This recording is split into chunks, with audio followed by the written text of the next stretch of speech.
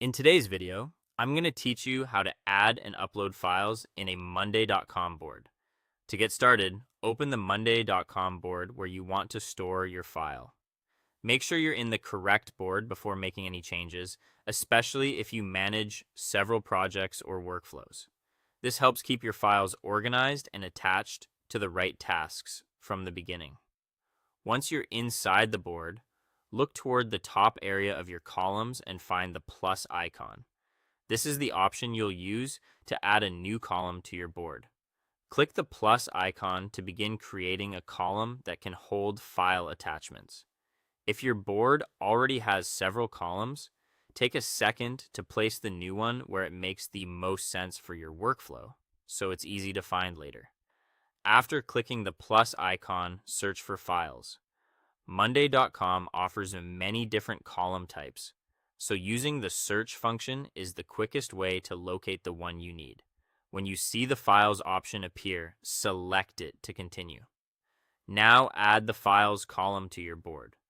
Once it's been added, you'll see a new column designed specifically for attaching documents, images, and other file types directly to individual items.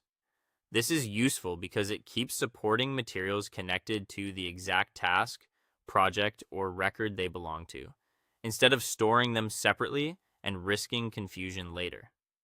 Next, find the item where you want to upload a file and click inside the Files cell for that item. This opens the attachment area for that specific row. Be careful to choose the correct item here, since each file will be linked only to the row you upload it to. From there, upload a file from your computer or from a connected storage service, depending on what options are available in your account. Select the file you want to attach and allow it a moment to upload. If your file is large, it may take a little longer, so wait until the upload is fully complete before moving on. Finally, check that the file is attached to the correct item.